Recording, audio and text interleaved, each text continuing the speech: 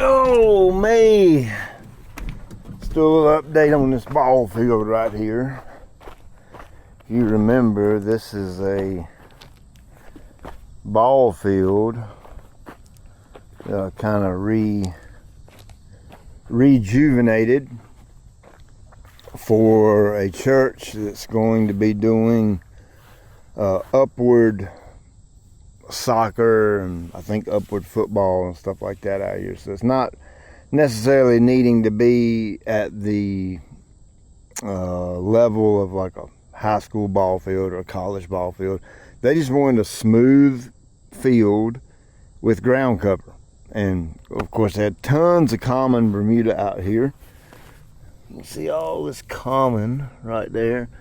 And then they also had a lot of bare patches. If you guys remember what this looked like, it wasn't even remotely close to this much coverage, not even in the ballpark. I'll throw up some before pictures from the drone and you can see what it looks like. Lots of big, wide open bare areas. And so what I did was I come in here and done kind of a semi-sand level to fill in some of the major low spots and things like that.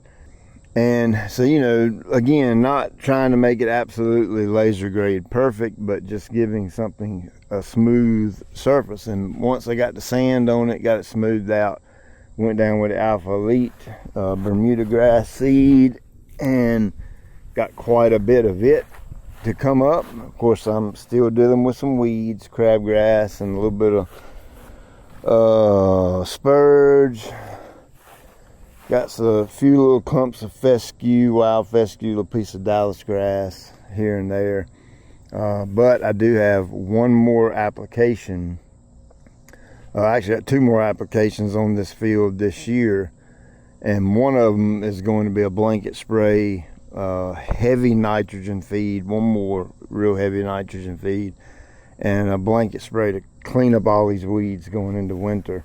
Of course, you know, I ain't been doing a pre-emergent on it, nothing like that, because we're going to put down grass seed. So lots of breakthrough here and there, but I'm not even concerned about that because I can smoke all that out in one application. With Bermuda, you know, the herbicides for Bermuda are fantastic when you compare them to what's available for cool season turf. But man, what a big difference in a stand of turf out here. And I think with this one other heavy nitrogen app, I think a lot of this is still going to creep and crawl and fill in. I really do think. I pushed this Bermuda so hard this year, it has no choice but to fill in. We're going into a little period where we're going to get a little bit more rain, you know, thunderstorms and stuff like that in the afternoons. So should be getting some water. And I've told them to keep it cut, mowing it. They're trying to mow it 3 days a week, Monday, Wednesday, Friday. That way, the more you mow the Bermuda, the more it's going to spread. So there's your update. I think it's looking fantastic. Next year, of course, they're going to stay on my program, and next year, this joker is going to be mint. It's going to look extremely good. But let me show you something else I did. You know, the Ventrac never ceases to amaze me.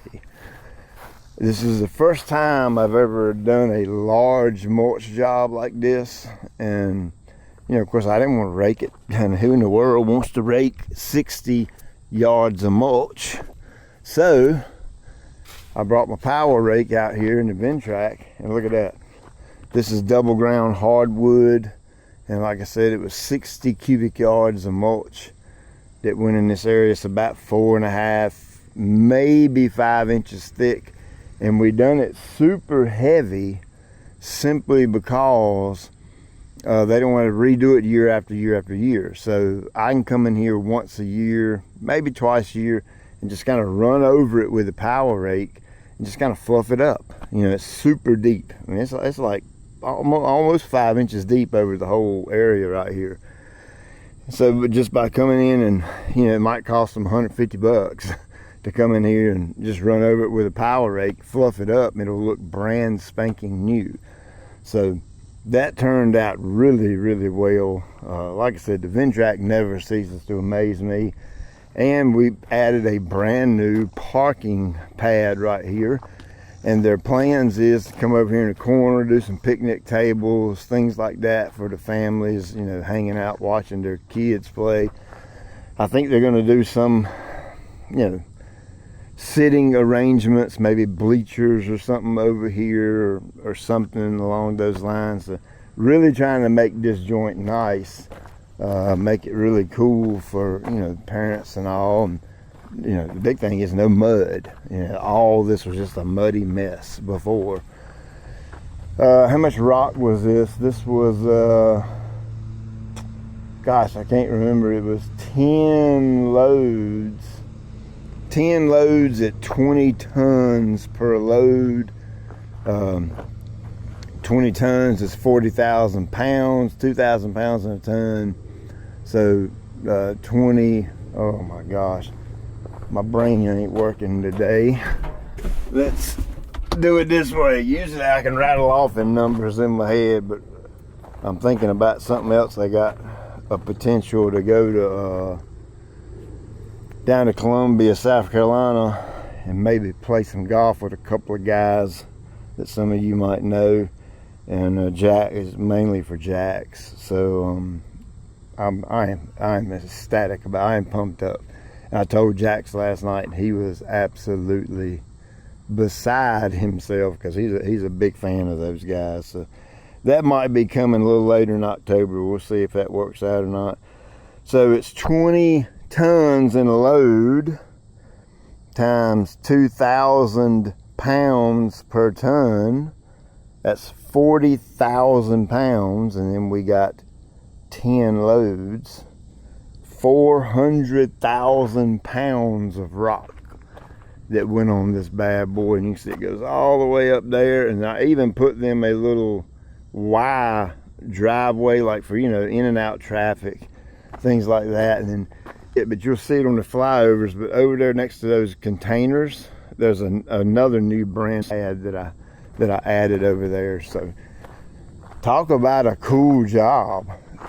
I mean, I come in, started just going to take care of the turf, and that led to a really, really big rock job and a big mulch job. So, you know, kind of pays to have all this cool, you know, specialized equipment or whatever you want to call it. It's just nice to have it around so that you can offer this kind of stuff. But man, turned out nice.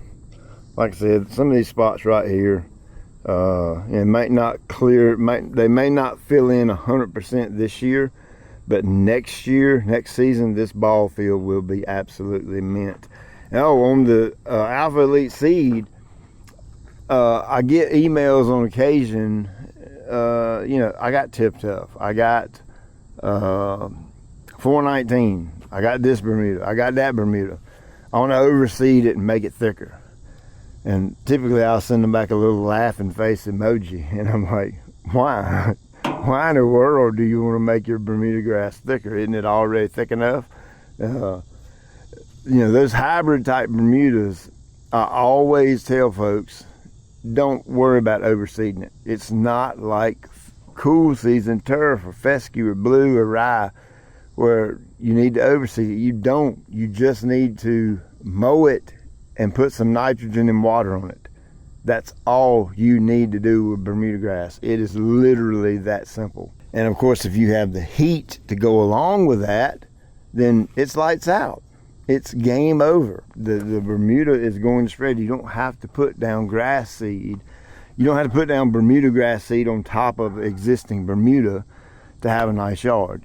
I've never overseeded my Tiff Tough at the shop, ever. And it is as thick as a hair on a dog's back. I'm telling you, it is mint, absolutely mint Bermuda grass, 0 grass seed added. The one and the only time I will recommend you overseed Bermuda is when you're in this type of a situation. When you have common Bermuda, okay, common Bermuda, and you want to do two things. You want to make the common thicker, because you know common isn't a super duper thick Bermuda anyway. I mean, you can make it that way, but it's not by nature. Overseed the common, and I'll do two things. You know, common is a really light green Bermuda. It will add to the overall appearance of the color. You can see this field is quite a bit darker green than it was before. That's because it has the Alpha Elite Bermudagrass blended in with it across the board. Number two is it will thicken up, because the Alpha Elite by nature is just a thicker growing Bermudagrass, so it will help this to thicken up quite a bit, and that is why you're seeing all these spots fill in. Well, it's the Alpha Elite and the common both running, but that's that. It's just man, what a fantastic result. And I just want to stress to you, if you got a like a mono stand of Bermuda, man, don't go adding no daggone. Don't buy my seed. Don't get my grass seed and put in there, and then don't buy another grass seed and put in there. It's just not worth it.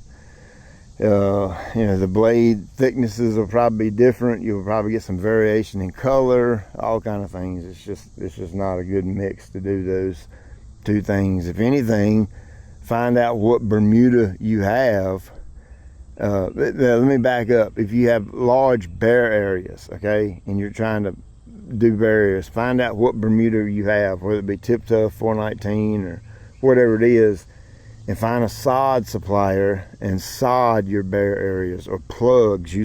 Take plugs from your existing Bermuda yard and fill in the bare areas in your Bermuda yard. So it ain't like fescue where you can overseed the whole yard and kind of blend the color in. If you got a light green and a dark green variety, you can blend it in. Bermuda ain't like that, man. If you have a dead straight line and you have Bermuda sod on the right and nothing on the left, and you seed it with a different variety of Bermuda other than what you already got, you're probably going to have a big color difference right there. You might get lucky and they might match up, but chances are they won't. You're better off, like I said, taking a plugger, pro plugger or something like that, and taking a bunch of plugs out of your yard and putting them in the bare areas, and then watering nitrogen, and it'll fill right in, and you'll have a uniform color yard. I'm tickled with that. I'm pretty sure they're going to be tickled with it too. That looks really nice. Nice, neat, clean, squared off corner right there. Looks pretty cool. So there's your update. Check you later.